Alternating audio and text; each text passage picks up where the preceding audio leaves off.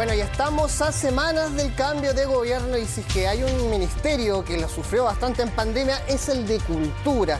Para conversar sobre esto, hacer un balance, cómo fueron estos 4 años de este ministerio que debutó en este gobierno, estamos con el subsecretario Juan Carlos Silva. Subsecretario, ¿cómo está? Hola, muchas gracias. Contento también poder comentar lo que tú bien señalabas, lo que han sido estos 4 años, las complejidades que no han sido pocas y nada, creo que es importante agradecer siempre poder dar cuenta, no solamente por las gestiones, sino que también uno refleja un equipo de trabajo, funcionarios, funcionarias y también hacer cierta justicia con el esfuerzo que han puesto detrás. A eso vamos, subsecretario, porque, claro, decíamos, fue un ministerio que comenzó 10 días antes de que ustedes asumieran, ministerio nuevo, y debe haber sido de los que más le golpeó, al menos el gremio que representaba. ¿Cómo fueron estos 4 años ya que se empiezan a acabar? El respiro, lo bueno que se hizo, ¿qué es la primera sensación que le deja a semanas de dejar el cargo? Sí, bueno, tú lo señalas bien en la introducción. Nosotros, y muchas veces, para quienes no están tan vinculados a lo que es la institucionalidad cultural o incluso las instituciones públicas, podría creerse que el Ministerio de Cultura existía desde antes. Lo que existía era un consejo, un servicio público que se llamaba el Consejo de la Cultura y las Artes, con jefaturas que tenían rango de ministras o ministros, y eso implicó cambiar, obviamente, toda una lógica operativa administrativa, que no es lo que más luce ciertamente de cara a las gestiones, pero requirió mucho trabajo, insisto, de quienes son funcionarias, hay muchos funcionarios históricos que nosotros quisimos también dar mucha continuidad y mantener. Creo que si bien nosotros sabíamos que teníamos que instalar una institucionalidad cultural, no sabíamos que iba a venir una pandemia ni un estallido social. Y poder dar fe y confianza a los equipos de trabajo fue fundamental, porque hubo un sentido de compromiso de poder sacar adelante el trabajo en circunstancias que, como tú bien señalas, fueron muy difíciles. Entonces, yo creo que a la hora de mirar atrás, sobre todo ese 2018, donde el ministerio tuvo en un año, un poco menos de un año, muchos cambios a nivel de autoridades ministeriales. Bueno, lo hacía más difícil esa instalación y fue importante generar ese sentido de equipo y compromiso. Subsecretario, esos problemas que usted apunta en 2018, donde llega una ministra, que lo hablábamos, había sido bien valorada incluso por actores de izquierda incluso, tomando en cuenta el recelo que había que usted era en un gobierno de centro-derecha, era bien recibida la ministra Pérez, sale del cargo, llega el ministro Rojas, dura pocos días en entredicho, después llega la ministra Consuelo. Fueron 3 ministros en un año, si esto lo lleváramos al fútbol, eso nunca pasa, es improvisación. Se dejó de lado el ministerio, se sintieron dejados de lado por parte, no se tomó importancia, se improvisó. Con el tiempo, ¿cómo se ve ese año?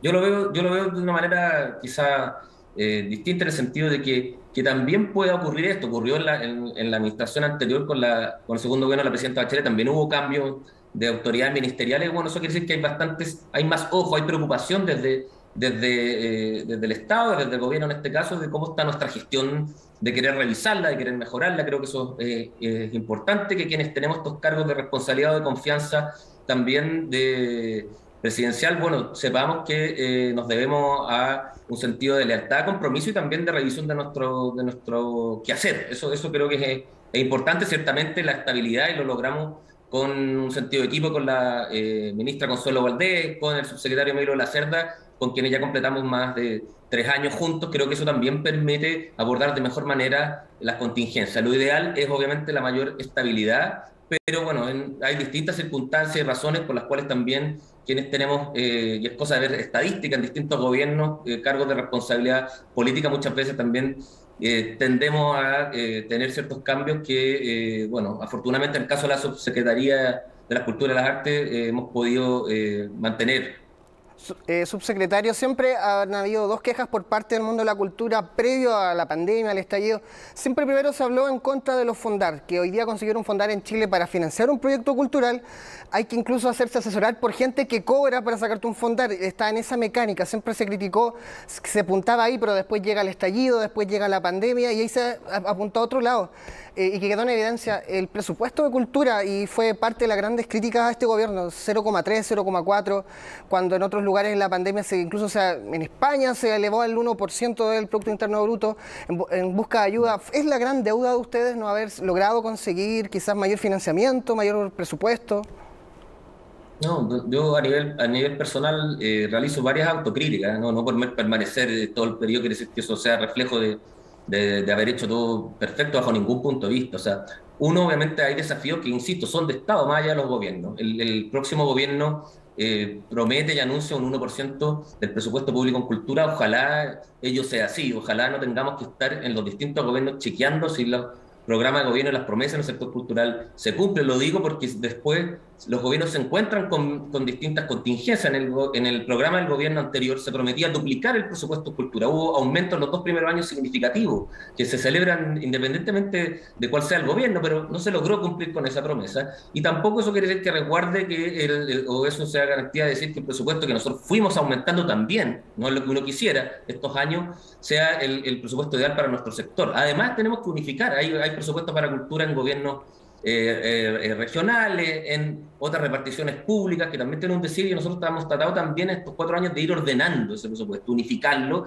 dimensionarlo bien para poder llegar al desafío que se han puesto las autoridades entrantes de ese 1%. Y el otro aspecto que tú bien señalas, también obviamente hay que hacer cierta autocrítica, pero no sin ello ser responsable respecto al marco legal. Para nosotros hubiera sido mucho más fácil quizá adherir comunicacionalmente, por así decirlo, a la necesidad de eliminar lo que tenga que ver con las convocatorias o concursabilidad, ¿ya? Pero creíamos que esa era la modalidad que permitía, al menos con todas las carencias que hay, y recientemente dimos los resultados del aniversario número 30 de los Fondart. Obviamente que eso tiene que revisarse, tiene que repensarse, pero al menos es un mecanismo de evaluación autónoma que garantiza que solamente se apunte al mérito de los valores artísticos de los proyectos, y también garantiza que cualquier organización o artista, bueno, pueda al menos postular que sienta para estar en igualdad de condiciones y no se decida un financiamiento, una organización, un proyecto por la autoridad de turno. Quiere decir eso que el Fondart está perfecto en 30 años bajo ningún punto de vista, pero es un mecanismo que si se revisa, que si tenemos autocrítica, es importante mantener si es que no tenemos la certeza de poder financiar de manera estable a todo artista y a toda organización.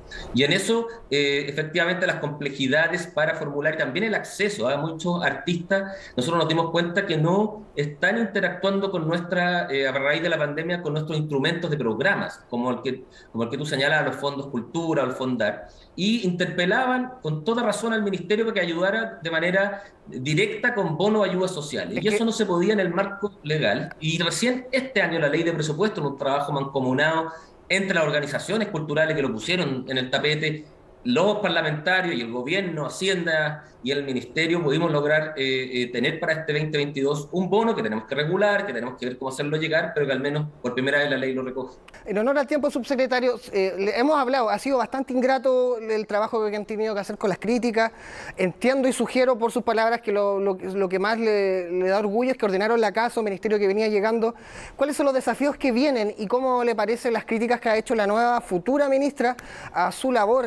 No, yo creo que toda autoridad que entrante tiene todo el derecho de llegar con los desafíos altos, ¿ya? De querer cambiar, repensar, remirar. Ahora, nosotros en Cultura siempre trabajamos con políticas de Estado que trasciendan a los gobiernos de turno, que no obviamente impiden ese repensar, ese remirar. Yo creo que el desafío de la autoridad entrante es ser cautelosas también en el sentido que no opuesto a esos desafíos, esos programas, respecto a ciertas promesas. Es muy bueno que se quieran establecer punto de cultura, reforzar el rol de los gobiernos comunales, del vínculo con los gobiernos regionales para fortalecer desde lo local, de lo territorial. Yo estoy absolutamente de acuerdo con eso. Hemos tenido nosotros financiamientos directos a los municipios para desarrollar planes municipales de cultura desde hace mucho tiempo en esta institución, pero cuando se promete terminar con la concursabilidad, que en el fondo es terminar con las convocatorias, creo que hay que también primero ver y hacer un diagnóstico, porque si no tenemos la posibilidad de financiar de manera directa a toda organización y artista, finalmente la única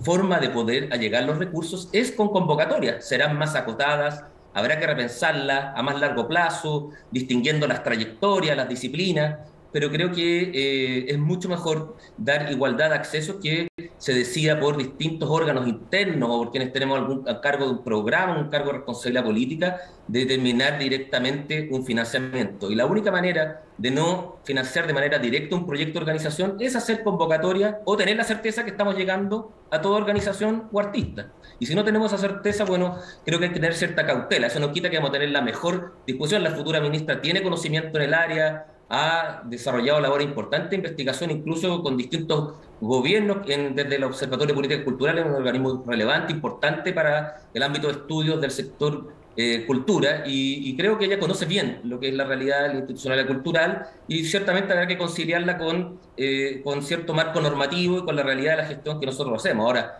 quizás para cerrar, lo que sí yo quisiera es que el sector propio, que ha sido muy crítico, y está bien que así lo sea, bueno, tenga ojalá siempre el mismo estándar a la hora de también evaluar las gestiones, y esas gestiones no se evalúan de distinta manera según el color de la autoridad que estamos tratando de desarrollar lo mejor posible para nuestro sector. Subsecretario, para ir cerrando, hemos escuchado parte del relato de estos 4 años y, bueno, quedan pocas semanas para dejar el cargo, y yo imagino que la presión que vivieron, sobre todo tú, con 3 ministros, periodos, cambios, ha sido, y lo dejaste entrever hace un par de días cuando contaste lo de CAS. ¿Cuánta presión hubo, lo que contaste Radio Cooperativa, para quitar fondos? ¿Cómo fue eso? Y eso deja en evidencia todo lo que tuvieron que lidiar como ministerio al ser una rama que quizás no está dentro de las prioridades del gobierno de turno. Sí, ahí hay que hacer una presión de que nosotros obviamente vimos después del estallido social mucha presión ambiente, ¿ya? Obviamente, y bienvenido a la libertad de expresión. Algunos pueden creer y pensar que este ministerio no es necesario, que tiene que fusionarse con otros ministerios. Bueno, en mi opinión y en opinión también del gobierno, el presidente Piñera, el primer gobierno, presentó el proyecto para crear el Ministerio de Cultura. Para mí este es el ministerio, si no el más relevante de todos los ministerios del Estado, y tenemos que creerlo y entenderlo así, quienes somos parte de él, y por lo tanto aún en ese contexto el estallido social extremó posiciones, y lo que nosotros buscamos es que jamás pudiéramos hacer algún distingo político a la hora de financiar. Nosotros financiamos galerías y espacios culturales que han sido muy críticos del gobierno de esta administración, y nadie está queriendo que por eso dejen de serlo, ¿ya? De ser críticos, solamente que reconozcan que al menos la misma institucionalidad a la cual critican y que dicen que no estuvo a la altura, lo logró, sin haber estado a la altura, poder apoyar en cierto sentido. Y creemos que ojalá se tuviera esa misma voz para las críticas, como para hacer ver también cuando hay ciertos programas y financiamientos nuestros.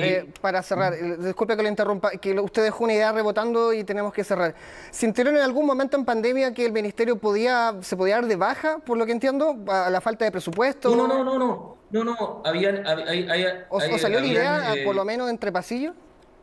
No, al interior del gobierno bajo ningún punto de vista. Nosotros tuvimos un compromiso y un respaldo total. Hicimos trabajos colaborativos con el Ministerio de Hacienda, el Ministerio de Desarrollo Social, para llegar en ayuda también desde los beneficios de otros ministerios al sector artístico y cultural. Yo me refiero a programas de gobierno, distintos candidatos que legítimamente en su libertad de expresión creían de que este ministerio no era necesario o que tenía que estar al lado del Ministerio de Educación. Yo creo que al revés. Yo creo que tenemos una institucionalidad cultural joven, será que todavía tiene mucho que crecer, fortalecerse presupuestariamente, como tú señalaste, y también en su fuerza al interior del Estado. Así es, subsecretario. Recordar nomás que las grandes culturas se basan en la cultura de educación. La educación es en sociedades más sanas y que toman mejores decisiones.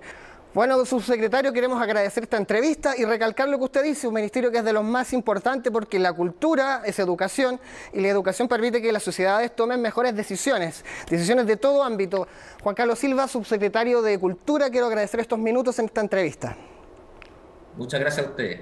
Bueno, y con esta entrevista los invitamos a que sigan acá, en la sintonía de CNN Chile.